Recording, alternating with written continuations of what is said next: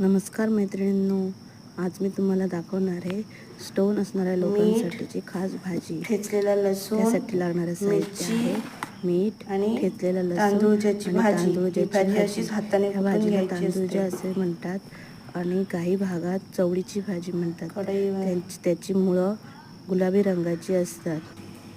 ही भाजी हातानेच कुटून घेतलेली आहे, चिरलेली नाही आहे. तशीच ती करायची आहे. कढईत तेल तापत ठेवलं आहे.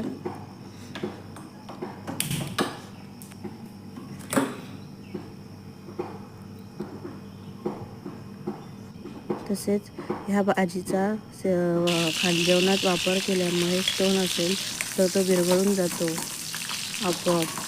अशा प्रकारची ही औषधी भाजी आहे. ती नक्की करून खाल्ली पाहिजे. माझ्याकडे आज मिरची नाही होती म्हणून मी मिरची न टाकताच ही भाजी केली आहे. ते मला तिखट आवडत नाही, पण तुम्ही हिरवी मिरची जरूर टाका.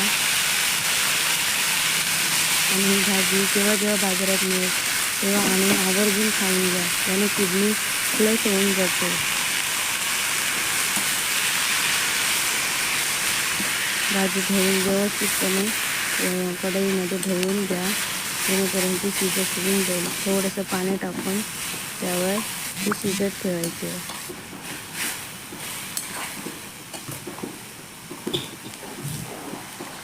आता मी त्यावर थोडं पाणी टाकते, जेणेकरून भाजीचे देठ आहेत ते चांगल्यापणे शिजून त्याचा अर्क निघेल.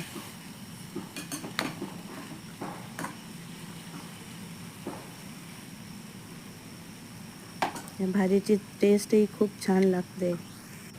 भाकरी बरोबर अत्यंत महत्त्वाची वाटते ती.